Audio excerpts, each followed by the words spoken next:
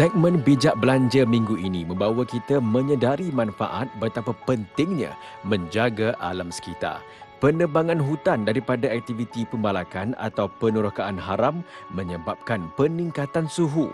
Malah jika dilihat situasi semasa yang melanda negara, proses pembangunan tidak terkawal juga menyebabkan peranan semula jadi hutan mengawal masalah banjir turut terganggu. Isu penerokaan hutan bagi tujuan pembangunan bukan sesuatu yang luar biasa. Namun jika tidak dikawal, ia akan membawa kesan negatif. Ia termasuk risiko banjir besar berlaku kerana aktiviti pembersihan hutan yang dibiar berterusan tanpa sistem tadahan air sebagai pelampung. Hutan sering dijadikan sebagai sumber pendapatan kepada kerajaan negeri kerana terdapat beberapa negeri masih terdapat kawasan hutan yang begitu agak luas, tetapi walaupun kita mempunyai hutan yang luas, tapi kalau tidak diuruskan dengan baik, tidak mustahil satu hari nanti kawasan hutan kita akan musnah dan akan menjejaskan sumber pendapatan negeri. Malah ada kawasan hutan paya bakau dimusnahkan untuk dijadikan padang golf. Jadi ini tidak berapa sesuai untuk diamalkan di negara kita lah, kerana hutan dimusnahkan bukan untuk tujuan kepentingan awam. Di Pahang, Menteri Besarnya Datuk Seri Wan Rosdi Wan Ismail sebelum ini maklumkan kerajaan negeri mengenal pasti kira-kira 2,531 hektar hutan simpanan kekal di negeri itu diteroka secara haram. Manakala di Kedah pula, Pengarah Jabatan Perhutanan Negeri Roslan Rani mendedahkan kira-kira 32 hektar kawasan hutan simpan kekal di negeri itu diteroka dan dijadikan kawasan kebun serta pembalakan tanpa kebenaran. Bagi penanaman pokok di kawasan berhutan di Malaysia, memang ada dinyatakan dengan jelas dalam syarat-syarat pengusahahasilan hutan, terutamanya yang menggunakan kaedah sistem tebangan memilih, iaitu Selective Management System. Ini bermakna pihak kontraktor ataupun pelesin perlu menanam semula pokok apabila telah selesai melakukan kerja-kerja usaha hasil. Tambahnya, walaupun penanaman semula pokok wajar dilakukan, perkara itu mengambil masa untuk hutan pulih dan pada masa sama, keadaan muka bumi di kawasan berkenaan sudah berubah.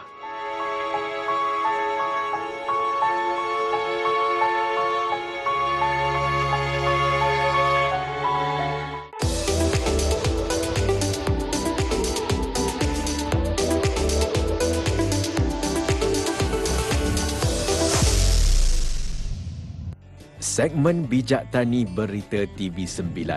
Maman mungkin jarang didengar di kebanyakan negeri. Tetapi di Negeri Sembilan, maman atau nama saintifiknya Cleome ginandra adalah sayuran popular yang menjadi pelengkap juadah terutama pada Hari Raya serta Majlis Kerakyaan. Daerah Tampin, terutama kawasan Gemencih, merupakan lokasi utama tanaman maman. Muhammad Hairi Abdul Razak, 30 tahun, antara anak muda yang meneruskan legasi keluarganya menanam sayuran itu di atas sebidang tanah berkeluasan lebih 1 ekar di Kampung Batang Rokan, Gemencih.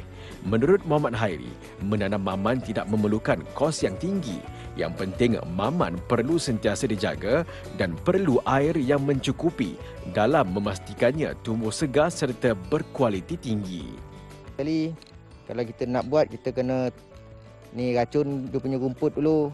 Racun rumput, dah mati rumput tu, kita rotu dia punya tanah tu, kisar bagi jual halus. Lepas dah rotu tu, kita tabur baja. Tabur baja, kita siram je dulu. Lepas tu petang kita baru boleh tabur je punya benih.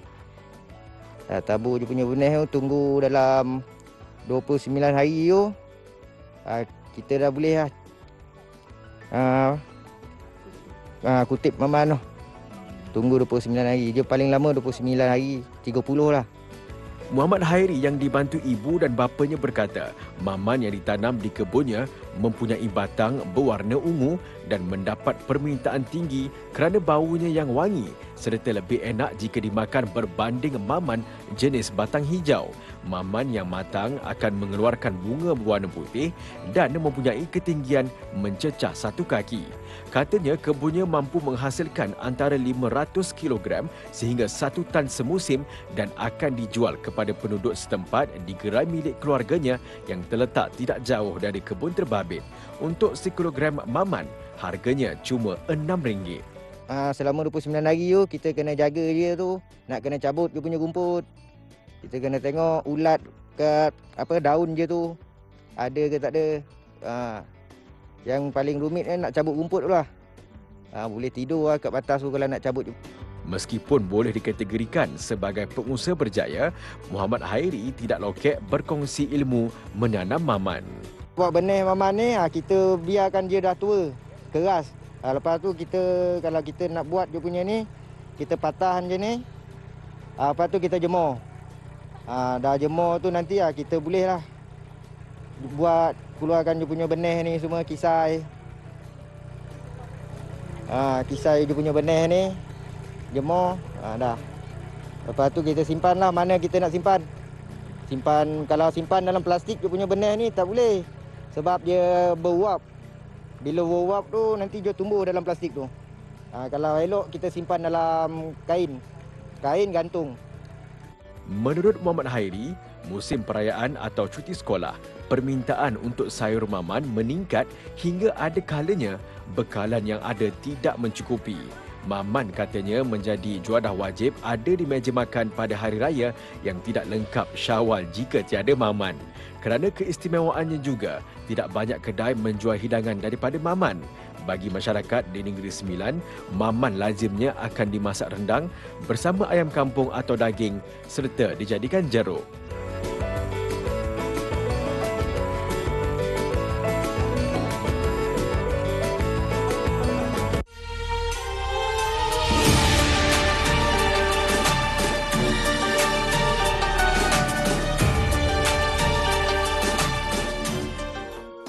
Segmen Cari Pahala TV9. Entah kenapa hati pantas tersentuh sebaik mendengar cerita Muhammad Atif Wan Kamal yang juga pemilik restoran di Bandar Johor Bahru. Katanya beliau mula terbuka untuk berkongsi makanan selepas ada seorang lelaki datang ke kedainya meminta nasi kerana tidak punya wang bagi membeli makanan. Masa tu first kali orang rumah tengah basuh pinggan. Nak jadikan cerita masa tu ada seorang lelaki datang minta nasi. Jadi kesian lah kan, musim PKP ni rupanya ramai yang tak dapat makanan. Jadi bermula kat situ saya tergerak hati berapa ramai yang kat sini yang tak dapat makan hari-hari. Jadi dari situ lah saya mula nak kongsi rezeki pada orang lain yang tak dapat makan. Menurut Muhammad Atif, 27 tahun, beliau mengamalkan konsep tiada bungkusan makanan disediakan di hadapan kedai. Sebaliknya, mereka yang memerlukan boleh meminta sendiri di dalam kedai. Muhammad Atif mahu setiap makanan yang disumbangkannya baru dan segar. Setiap Jumaat, Muhammad Atif dan isteri Siti Nazirah Norzi, 24 tahun, bersedekah kepada kumpulan gelandangan pula. Tak apa, kalau macam ada yang susah ke apa, datang je. Macam saya, family saya tak dapat makan ke apa, datang je minta makan. Hari-hari pun tak apa. Sebab memang kita orang sediakan untuk PKP ni. Meskipun baru 2 tahun berniaga, pasangan suami isteri ini berhasrat untuk meneruskan inisiatif berkenaan bagi mengurangkan beban golongan yang kurang berkemampuan. Muhammad Atif mengakui sukar hidup dalam keadaan serba kekurangan kerana beliau sendiri pernah melalui fasa susah dalam hidupnya. Katanya pernah beliau hanya guna duit shilling untuk membeli susu anak. Malah beliau juga pernah duduk di rumah setinggan sebelum menyewa rumah yang lebih besar dan selesa untuk anak dan isterinya. Mungkin orang kata kita tak adalah senang sangat, tapi mungkin sebab sedekah, mungkin hati boleh tenang. Hati boleh tenang walaupun saya tak banyak, tapi saya tu sentiasa masuk. Tak ada yang kurang. Makin memberi mungkin makin banyak kan orang baik Allah bagi.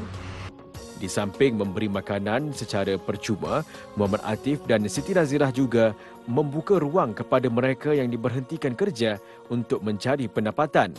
Ini termasuk menyediakan kemudahan bagi mereka berniaga.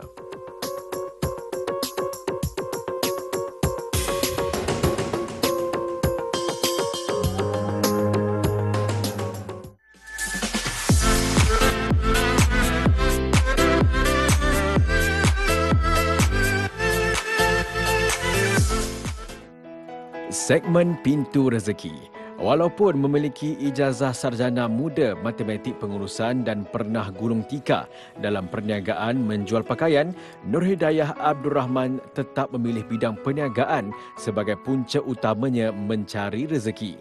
Dalam tempoh 3 tahun dan hanya dengan menjual putu piring, Nur Hidayah kini sudah memiliki 4 buah gerai dan pendapatan sehingga 5 angka setiap bulan. Berbekalkan ilmu membuat kuih putu piring yang dipelajari daripada seorang rakan, Nur Hidayah nekat menggunakan wang simpanannya sebanyak RM2,000 untuk membeli peralatan bagi memulakan perniagaan putu piring di tepi jalan sejak 3 tahun lalu. Menurut Nur Hidayah, membuat putu piring tradisional ini tidak semudah yang dilihat kerana proses penyediaannya mengambil masa berjam-jam. Putu piring ni sebenarnya dia asal daripada tepung beras lah. Pada tepung beras kami proses dia, kena masak dulu. Dan daripada situ kami ayak dah dia sampai jadi satu tepung yang halus lah. Lepas tu bawa main nego ni kira tapi kat rumah tu kena ni lah, gula Melaka tu memang kena cincang lah bagi halus kan. Senang dia nak masak nanti. Lepas tu kami kena sedia daun pandan, daun pisang sebelum main nego lah. Nur Hidayah bertuah kerana suaminya Muhammad Faizal Halim selalu membantu. Bermula dengan memasak tepung beras sehinggalah proses mengayak tepung. Sebelum disimpan di dalam peti sejuk selama 12 jam, semuanya dibuat oleh mereka berdua. Gula Melaka pula dipotong sehingga halus untuk dijadikan inti dan mudah dimasak. Manakala daun pisang hanya diperlukan sebagai alas sebaik putu piring yang siap dimasak dikeluarkan dari acuannya. Selepas semua proses menyediakan ramuan kuih putu piring ini siap, barulah ia dibawa ke lokasi perniagaan. Kebiasaannya setiap putu piring hanya memerlukan masa antara 3 hingga 5 minit untuk masak. Perisa biasa, pandan, coklat chip dan durian merupakan antara perisa yang disediakan setiap hari. Saya pilih putu piring ni sebab saya tengok potensi dia tinggi. Dari segi customer tu dia peringkat umur lah, semua makan lah. Tak kira bangsa, semua makan. Kiranya potensi dia tinggi dari segi peminat dia. Lepas tu tak ramai yang buat bisnes ni lah. Berkat kesungguhannya, Nur Hidayah kini berjaya membuka 4 lokasi perniagaan menggunakan gerai di Seberang Jaya, Permatang Pauh, Sungai Puyu dan Taman Ciku Bukit Mertajam. Mengakui walaupun pendapatan susut sedikit, namun keadaan sekarang jauh lebih baik berbanding ketika PKP Mac tahun lalu apabila ramai peniaga yang gulung tikar kerana tidak dapat beroperasi beberapa bulan. Sambutannya dekat sini Alhamdulillah lah. Setakat ni saya dah buka lebih kurang masuk tahun ketiga lah. Dan setakat ni saya dah ada 4 cawangan. Tu kira permintaan dia tu memang okey lah. Dalam satu hari hasil jualan saya lebih kurang 300 ke 1,200 dalam sehari lah. Untuk satu tempat. Tak masuk tempat lain lah.